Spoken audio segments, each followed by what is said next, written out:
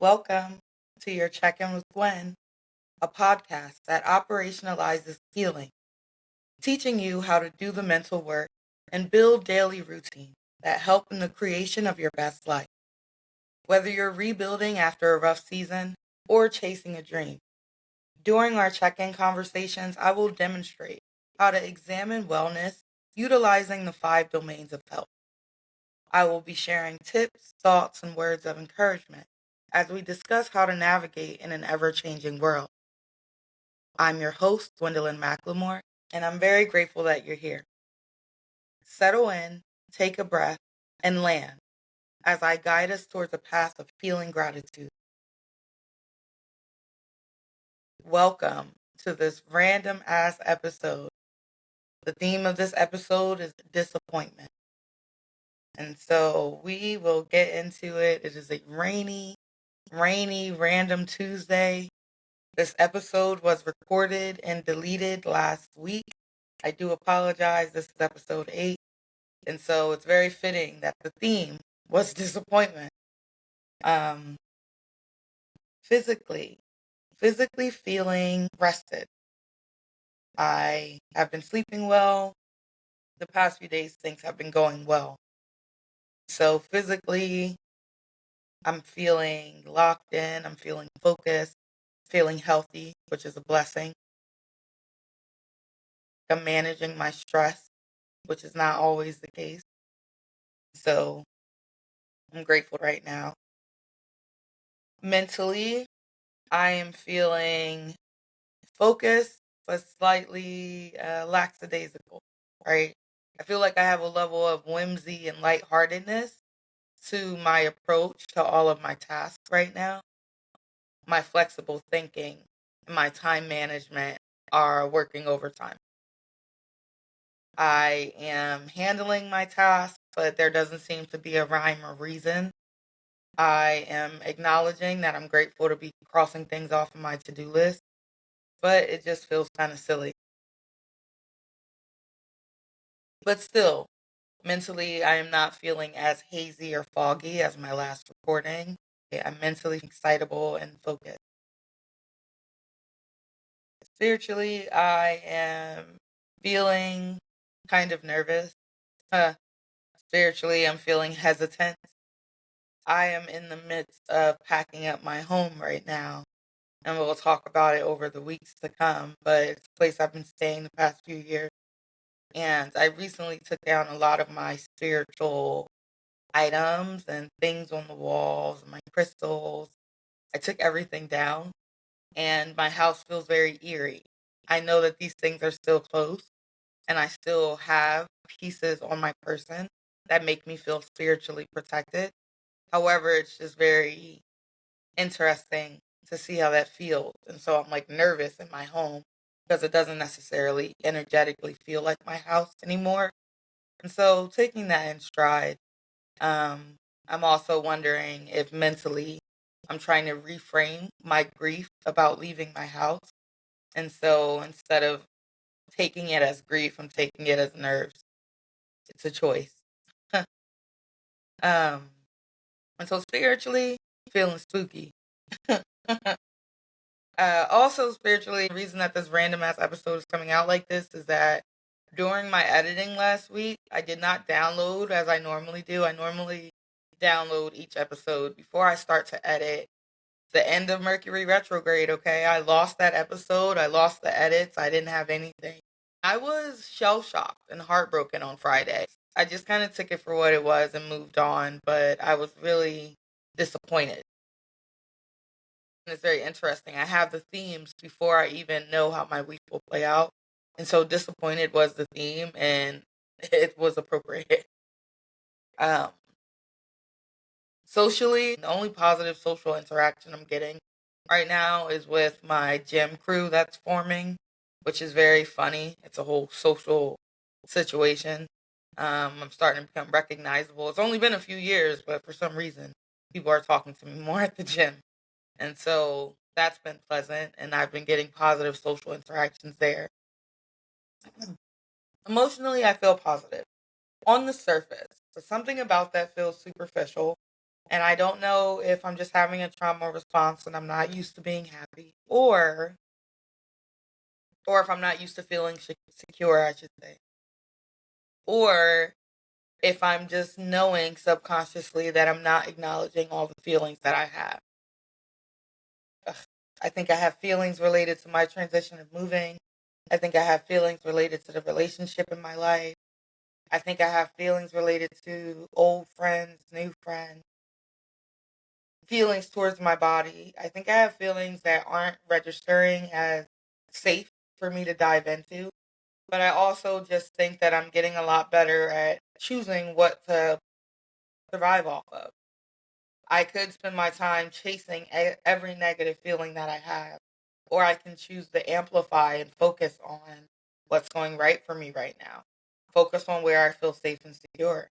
Focus on where I feel proud of myself and excited and happy and joyous. And so that's what I'm choosing to do. And so emotionally, I feel positive. I also just know that there's a level of work to be done soon. This episode has been in the works for about 3 months, and I just feel as though it's time. I'm going to set the scene for it. I don't have any children. And a few months ago, I was talking to a friend. We were at lunch. This friend tells me, I have been hesitant to tell you, I've had 3 dreams of you having a kid. You telling me that you were pregnant. And I was distraught. Very much, don't put that on me. I don't want that for my life right now. I love children. I just am not interested in having a child at this moment. And I was questioning like what the universe was doing in terms of timing. And lo and behold, this month that she tells me, I don't know if it was distressing. I don't know what it was about, but my menstrual cycle becomes late, like a week late. And I am so sad. Okay. I am distraught. I'm just trying to reconcile my fate, trying to go through the motions. Lo and behold, a period comes. And I'm very grateful. I'm very excited. I send a text to my friend. I'm making jokes about it. And she wrote back, you see, not all dreams come true. Not all dreams are meant to come true. And I don't know why, but that statement made me feel really sad. I wanted to rebel. Like, what do you mean all dreams aren't meant to come true? And then I had to sit with it, and I sat with it for months. You understand? I had to sit with it to understand, one, not only what emotions it was triggering, two, I wanted to understand my thoughts on the statement, like what made it feel true to me and what made it feel false. I wanted to understand my mental comprehension of it, right? What came to me was the following. I think that a lot of our current human suffering comes from the fact that we cannot handle disappointment as a species. As a species, we cannot handle disappointment. I think that a lot of the sensory seeking behaviors, a lot of the avoidance, a lot of the drugs, a lot of the social media, I think we just have a really hard time with disappointment. And then to get more specific, I think that Americans have an extremely hard time with disappointment. Reflecting on that, I think that people classify disappointment as a negative emotion. And I had to think on it because I don't feel as though disappointment is a negative emotion. I think disappointment is an inability to accept the reality of a situation, right? I think disappointment is a byproduct of having a plan or an expectation or a dream or hope. In reality, not going to your desired outcome. And I think that it's a feeling, but it shouldn't be like debilitating. I think disappointment comes alongside with judgment or shame. I think disappointment goes alongside with some heavier feeling, negative emotions. I say this because emotions aren't positive or negative, they are just a byproduct of being alive. and where you were born and how you were raised and what's socially acceptable and what's not. That's what an emotion is, right? You want to get even deeper, it's a hormone response to a certain amount of triggers, right? To different systems. It's a nervous system response. And so your emotions are not positive or negative. It's just that you either build systems to deal with all of them, or you build a system that rewards certain emotions and penalizes other emotions. And I do think that majority of people in this day and age live in a system in their mind, right? They carry a system in their heart and in their values that penalizes certain emotions and then rewards other ones. So back to this disappointment and my feelings towards it. I realized that one, I felt guilty. I felt guilty for having such a strong aversion. I felt guilty for rejecting the idea of being pregnant so much. I felt guilty like I was somehow judging her choice to have children. I was projecting.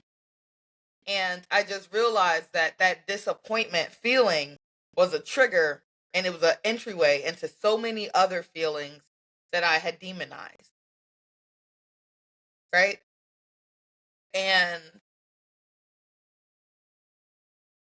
I think it's a level of conditioning. I think society, teaches us that certain emotions are good and bad, but I think our bodies also, right? Our bodies crave things that feel happy, things that feel positive, things that release serotonin, your happy chemical, right? Things that release dopamine, your reward chemical, things that release oxytocin, the loving chemical, right? The affectionate chemical. We do want those things, right? Our bodies are wired for those things, but we also have to be wired to be able to navigate the other side, the disappointment, right? The grief, the shame, the confusion, those heavy hitting emotions that also have a physiological response. They also release hormones like cortisol. They release testosterone and aggression. And so being disappointed happens. It happens because any effort is not wasted effort, but it can feel like wasted effort when you put your effort behind an outcome and then you don't get it. You don't get what you wanted. It's not a waste of effort. You have to work on that executive function skill of being adaptive, of being flexible in your thinking. And you have to know in your heart that this is the reality I have, right? At this given moment, whatever's disappointing you, whatever is not living up to the desired reality, just knowing that this is the reality I have and I have options in this reality is important. And I know when I say things like reality, it can throw you off. But when I'm saying it, I'm just saying it in the terms of what your brain and your consciousness believes to be true. What is your reality? Your reality is not exactly the same as the reality of the person next to you.